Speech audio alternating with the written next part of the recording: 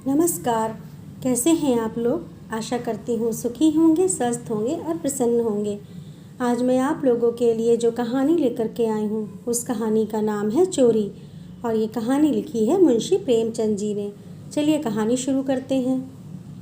हाय बचपन, तेरी याद नहीं भूलती। वह कच्चा टूटा घर, वह पुआल का बिछौना, वह नंगे बदन नंगे पाँव खेतों में घूमना, आम के पेड़ों पर चढ़ना, सारी बातें आंखों के सामने फिर रही हैं। चमरौधे जूते पहनकर उस वक्त कितनी खुशी होती थी, अब फ्लैक्स के बूटों से भी नहीं होती। गरम पनुए रस में जो मज़ा था वह अब गुलाब के शरबत में भी नहीं है। चबेने और कच्चे बेरों में जो रस था वह अब अंगूर और खीर मोहन में भी नहीं मिलता। मैं अपने चचेरे भाई हलधर के साथ दूसरे गांव में एक मौलवी साहब के यहाँ पढ़ने जाया करता था। मेरी उम्र 8 साल थी। हलदर, वह अब स्वर्ग में निवास कर रहे हैं, मुझसे 2 साल जेठ थे। हम दोनों प्रातःकाल बासी रोटियां खाकर दोपहर के लिए मटर और जौ का चबेना लेकर चल देते थे। फिर तो सारा दिन अपना था। मौलवी साहब के यहाँ कोई हाजिरी का रजिस्टर तो था नहीं और ना गैर हाजिरी का जुर्माना ही देना पड़ता था। फिर डर किस बात का? कभी तो थाने के सामने खड़े सिपाहियों की कवायद देखते, कभी किसी भालू या बंदर नचाने वाले मदारी के पीछे पीछे घूमने में दिन काट देते, कभी रेलवे स्टेशन की ओर निकल जाते और गाड़ियों की बहार देखते। गाड़ियों के समय का जितना ज्ञान हमको था उतना शायद टाइम टेबल को भी ना था। रास्ते में शहर के एक महाजन ने एक बाग लगवाना शुरू किया था। वहाँ एक कुआं खुद रहा था। वह भी हमारे लिए एक दिलचस्प तमाशा था।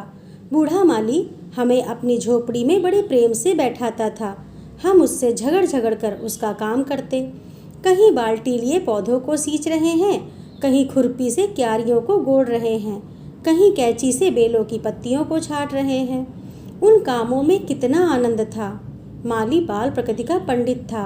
हमसे काम लेता पर इस तरह मानो हमारे ऊपर कोई एहसान कर रहा हो।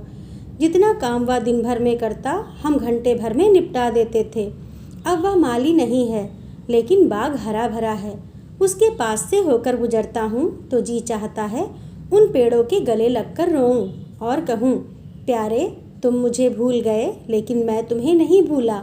मेरे हृदय में तुम्हारी याद अभी तक हरी है, उतनी ही हरी जितने तुम्हारे पत्ते। निस्वार्थ प्रेम के तुम जीते जागते स्वरूप हो।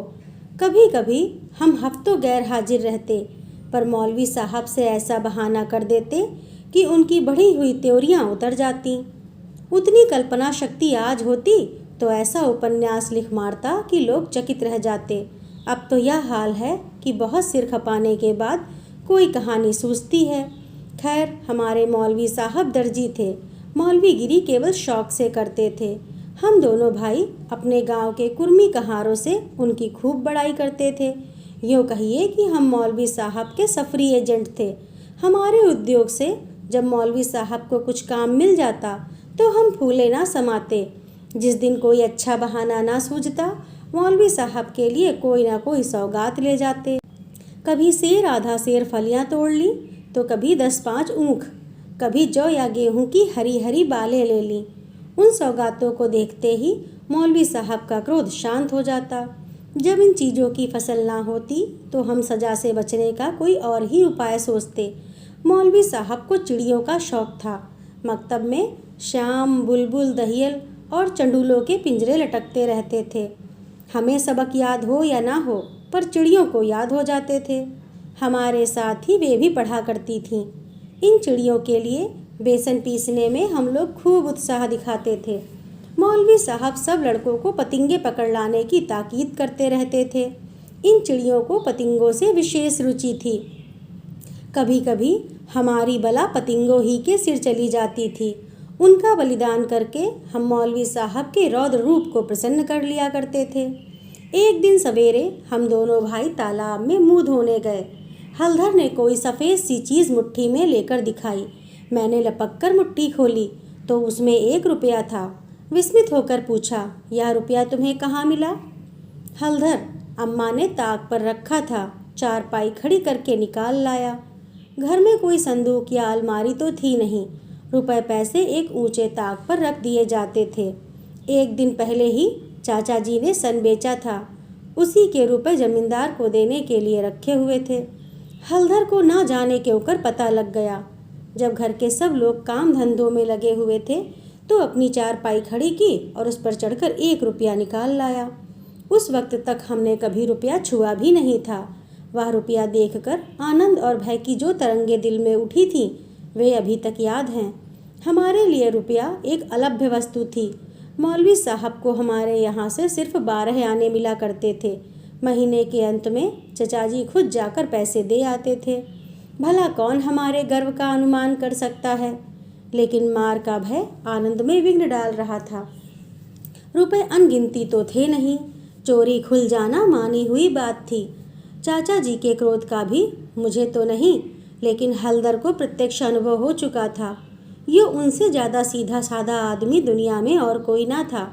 चचा ने उनकी रक्षा का भार सिर पर ना रख लिया होता तो कोई भी बनिया उन्हें बाजार में बेच सकता था, पर जब क्रोध आ जाता तो फिर उन्हें कुछ ना सूझता। और तो और चची भी उनके क्रोध का सामना करते डरती थीं। हम दोनों ने कई मिनट तक इन्हीं बातों पर विचार किया और आखिर यही निश्चय हुआ कि आई हुई लक्ष्मी को ना जाने देना चाहिए। एक तो हमारे ऊपर संदेह होगा ही नहीं, अगर हुआ भी तो हम साफ इनकार कर जाएंगे। कहेंगे हम रुपया लेकर क्या करते। थोड़ा सोच विचार करते तो यह निश्चय पलट जाता और वह विभत्स लीला ना होती जो आगे चलकर हुई। पर उस समय हम में शांति से विचार करने की क्षमता ही ना थी। मुंह हाथ धोकर हम दोनों घर आए और डरते डरते अंदर कदम रखा। अगर कहीं इस वक्त तलाशी की नौबत आई तो फिर भगवान ही मालिक है। लेकिन सब लोग अपना अपना काम कर रहे थे, कोई हमसे ना बोला। हमने नाश्ता भी ना किया, चवेना भी ना लिया, किताब बगल में दबाई और मदरसे का रास्ता लिया। बरसात के दिन थे, आकाश पर बादल छाए हुए थे। हम दोनों खुशी खुशी मकतब चले जा रहे थे। आज काउंसिल की मिनिस्ट्री पाकर भी शायद उतना आनंद ना होता। हजारों मंसूबे बांधते थे, हजारों हवाई किले बनाते थे। यह अवसर बड़े भाग्य से मिला था। जीवन में फिर शायद ही वह अवसर मिले। इसलिए रुपए को इस तरह खर्च करना चाहते थे कि ज़्यादा से ज़्यादा दिनों तक चल सके। यद्यपि उन दिनों 5 आने सेर बहुत अच्छी मिठाई मिलती थी और शायद आधा सेर मिठाई में हम दोनों अफर जाते। लेकिन यह ख्याल हुआ कि मिठाई खाएंगे तो रुपए आज ही गायब हो जाएंगे। कोई सस्ती चीज़ खानी चाहिए जिसमें मज़ा भी आए, पेट भी भरे और पैसे भी कम खर्च हों। आखिर अमरूदों पर हमारी नज़र गई। हम दोनों राजी हो गए। 2 पैसे के अमरूद लिए। सस्ता समय था, बड़े बड़े 12 अमरूद मिले। हम दोनों के कुर्तों के दामन भर गए। जब हलधर ने खटकिन के हाथ में रुपया रखा तो उसने संदेह से देखकर पूछा, रुपया कहाँ पाया लाला, चुरा तो नहीं लाए? जवाब हमारे पास तैयार था। ज़्यादा नहीं तो 2-3 किताबें तो हम पढ़ ही चुके थे। विद्या का कुछ कुछ असर तो हो चला था। मैंने झट से कहा, मौलवी साहब की फ़ीस देनी है। घर में पैसे ना थे तो चचा जी ने रुपया दे दिया। इस जवाब ने खटकिन का संदेह दूर कर दिया। हम दोनों ने एक पुलिया पर बैठकर खूब अमरूद खाए, मगर अब 15.5 आने पैसे कहाँ ले जाएं? 1 रुपया छिपा लेना तो इतना मुश्किल काम ना था। पैसों का ढेर कहाँ छिपता। ना कमर में इतनी जगह थी और ना जेब में इतनी गुंजाइश। उन्हें अपने पास रखना चोरी का ढिंढोरा पीटना था। बहुत सोचने के बाद यह निश्चय किया कि 12 आने तो मौलवी साहब को दे दिए जाएं, शेष 3.5 आने की मिठाई उड़े। यह फैसला करके हम लोग मकतब पहुँचे। आज कई दिन के बाद गए थे। मौलवी साहब ने बिगड़कर पूछा, इतने दिन कहाँ रहे? मैंने कहा, मौलवी साहब घर में गमी हो गई। यह कहते कहते 12 आने उनके सामने रख दिए। फिर क्या पूछना था? पैसे देखते ही मौलवी साहब की बाँछें खिल गईं। महीना खत्म होने में अभी कई दिन बाकी थे। साधारणतः महीना चढ़ जाने और बार बार तकाजे करने पर ही कहीं पैसे मिलते थे। अब की इतनी जल्दी पैसे पाकर उनका खुश होना स्वाभाविक था। हमने अन्य लड़कों की ओर सगर्व नेत्रों से देखा, मानो कह रहे हों, एक तुम हो कि मांगने पर भी पैसे नहीं देते, एक हम हैं कि पेशगी देते हैं। हम अभी सबक पढ़ ही रहे थे कि मालूम हुआ आज तालाब का मेला है, दोपहर में छुट्टी हो जाएगी। मौलवी साहब मेले में बुलबुल लड़ाने जाएंगे। यह खबर सुनते ही हमारी खुशी का ठिकाना ना रहा। 12 आने तो बैंक में जमा ही कर चुके थे, 3.5 आने में मेला देखने की ठहरी। खूब बहार रहेगी, मज़े से रेवड़ियाँ खाएंगे, गोलगप्पे उड़ाएंगे, झूले पर चढ़ेंगे और शाम को घर पहुँचेंगे। लेकिन मौलवी साहब ने एक कड़ी शर्त यह लगा दी थी कि सब लड़के छुट्टी के पहले अपना अपना सबक सुना दें। जो सबक ना सुना सकेगा उसे छुट्टी ना मिलेगी। नतीजा यह हुआ कि मुझे तो छुट्टी मिल गई, पर हलधर कैद कर लिए गए और कई लड़कों ने भी सबक सुना दिए थे। वे सभी मेला देखने चल पड़े। मैं भी उनके साथ हो लिया। पैसे मेरे ही पास थे, इसीलिए मैंने हलधर को साथ लेने का इंतज़ार ना किया। तय हो गया था कि वह छुट्टी पाते ही मेले में आ जाएं और हम दोनों साथ साथ मेला देखें। मैंने वचन दिया था कि जब तक वह ना आएंगे एक पैसा भी खर्च ना करूँगा।